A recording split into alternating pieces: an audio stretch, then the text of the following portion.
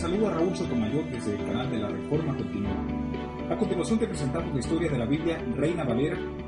Este documental es traído a ti gracias al Ministerio de la Iglesia Bautista Metropolitana. Me despido de ti, no sin antes desearte que Dios te bendiga y que este material sea para tu santa edificación. No olvides suscribirte y comentar. Mucho ha sido escrito sobre esa portada. Algunos aseguran que es la marca del impresor, otros que tiene cierta alusión al libro de los Salmos en lo que concierne a la palabra de Dios, que es dulce al paladar y miel a la boca. Cualquiera que sea, la Biblia de Casiodoro de Reina sigue siendo una joya en lo que concierne a la literatura española.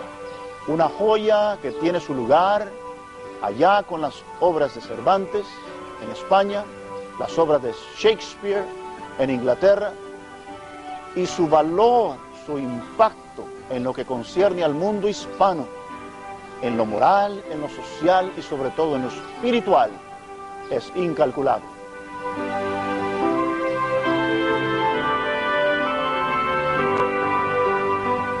En 1578, Casiodoro de Reina recibió una invitación de parte de los hermanos de la iglesia francesa luterana que se reunía aquí en la ciudad de Amberes. Con la Biblia ya terminada, su familia ya completa, Casiodoro consideró muy seriamente esa invitación. Sin embargo, la sombra de los cargos que estaban pendientes todavía en Londres influía mucho sobre su decisión. Decidió ir a Londres y hacerse cargo una vez y por todas de ese asunto. Regresó en 1578 para hacerle frente a los cargos que habían sido lanzados contra él 15 años antes. Fue citado a aparecer aquí, en el Palacio Lambeth, por Edmundo Grindal, el arzobispo de Canterbury.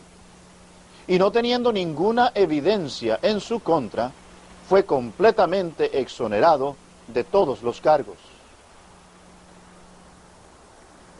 Al haber sido absuelto en Londres, Casiodoro regresó a Amberes, donde tomó el pastorado de la iglesia.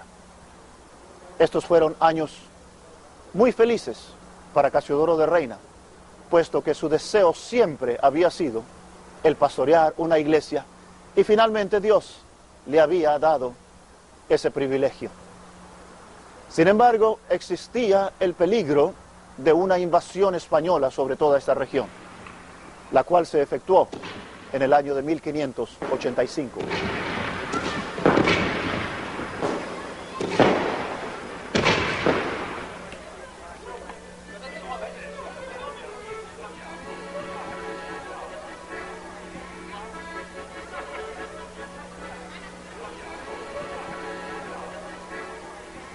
En 1585, Casiodoro de Reina hizo el papel de Moisés, en el sentido de que tomó a la congregación francesa que pastoreaba en Amberes y la trasladó aquí a Frankfurt, a esta localidad. Este era el lugar donde la iglesia de las Damas Blancas estaba ubicada. Este era el lugar donde la iglesia española se había reunido por muchos años. Por los próximos 9 años, Casiodoro de Reina sirvió como su pastor, su líder espiritual, su consejero, hasta el día de su muerte. Desafortunadamente, el templo fue destruido a causa de los bombardeos durante la Segunda Guerra Mundial. Casiodoro de Reina murió el 15 de marzo de 1594. Fue sepultado 2 días después. Sin embargo, su sepultura permanece un misterio hasta este día.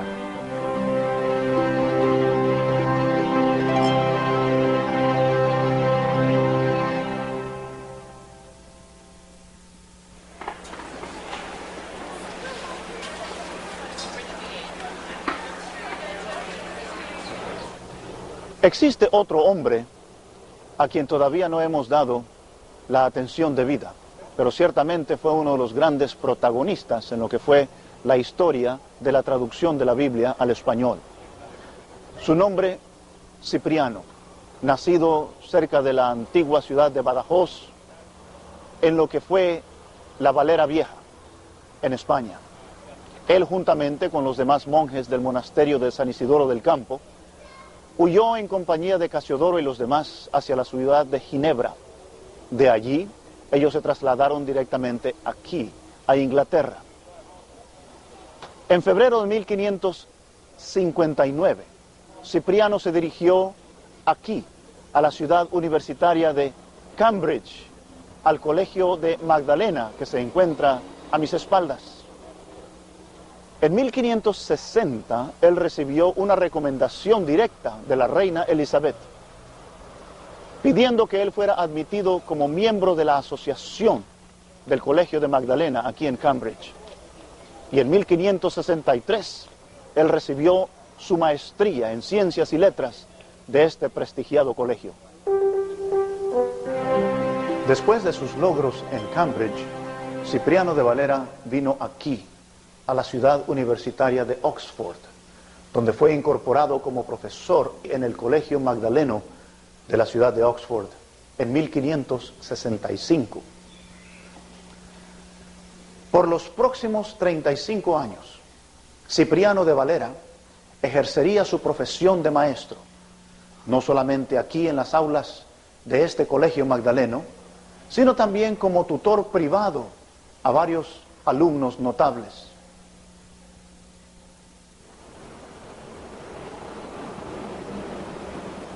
Mientras trabajaba como profesor en el Colegio Magdaleno de la Universidad de Oxford, Cipriano de Valera estableció su residencia aquí, en este vecindario de la ciudad de Londres, que se llama Broad Street Ward. Fue durante estos años también que, además de trabajar en la revisión de la Biblia de Casiodoro de Reina, él también se empeñó en publicar una edición del Nuevo Testamento, la cual se terminó en el año de 1596.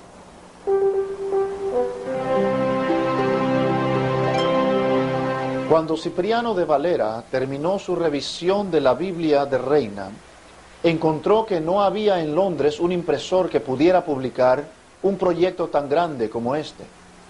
Así que vino aquí, a Ámsterdam, en Holanda, donde su versión de la Biblia fue publicada en 1602. No existe más información histórica de su vida después de este punto. Se presume que murió poco después de haber publicado su Biblia, pero su lugar de sepultura, así como el de Casiodoro, se desconoce hasta el día de hoy.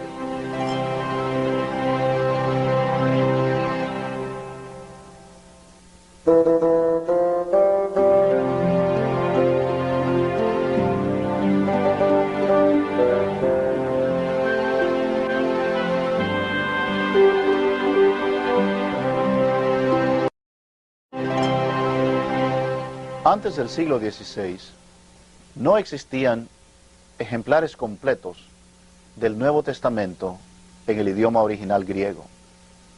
Existían porciones, fragmentos, algunos de ellos conteniendo las epístolas paulinas, otros tal vez los evangelios y otros aún otras porciones del Nuevo Testamento, pero no existía un ejemplar completo del Nuevo Testamento en griego. En los primeros años del siglo XVI, Erasmo trabajó arduamente para juntar, compilar, corregir y poner en una edición todos los libros del Nuevo Testamento en el idioma griego. Esta edición se le tituló la Gran Edición del Nuevo Testamento en griego. Si bien Erasmo no es catalogado como uno de los grandes reformistas, ciertamente su obra sirvió como la semilla que dio a luz esa planta, ese árbol conocido como la Reforma, de la cual todos nos beneficiamos hasta este día. Y ha sido la columna vertebral sobre la cual las grandes traducciones de las Sagradas Escrituras han sido basadas. Hombres como Martín Lutero, Juan Calvino, Guillermo Tyndale, y aún Casiodoro de Reina y Cipriano de Valera pudieron aprovechar la gran obra de Erasmo para hacer sus traducciones y su trabajo en el idioma común de sus pueblos, A través de casi 500 años, este texto ha permanecido virtualmente intacto, aunque ha sido revisado varias veces. Ciertamente en el siglo XVI, hombres como el mismo Erasmo, Estéfano, Beza, y en el siglo XVII los hermanos Elsevier revisaron el texto. En 1633 fue conocido como el Textus Receptus, o sea, el texto recibido. Pero en el siglo XIX, algunos hombres comenzaron a experimentar con otros manuscritos, algunos de ellos de mucha antigüedad, pero manuscritos incompletos. Es más, la suma completa de ellos es menos que el 10% de lo que antes ya se conocía. Pero lo más importante del caso es que provienen de una región notoria, famosa por falsa doctrina y falsa enseñanza, como es el área de Alejandría. Estos manuscritos han sido conocidos como el texto moderno o el texto crítico. Ahora, la gran diferencia que existe entre el texto crítico y el Textus Receptus, o sea, el texto recibido, el texto antiguo, es que el texto moderno, el texto crítico, no solamente altera en muchas veces porciones del Nuevo Testamento, sino que también omite pasajes enteros del Nuevo Testamento sobre cuestiones teológicas y doctrinas fundamentales de la fe, como lo es la deidad de Cristo, la salvación por gracia y otras doctrinas fundamentales para nuestra fe.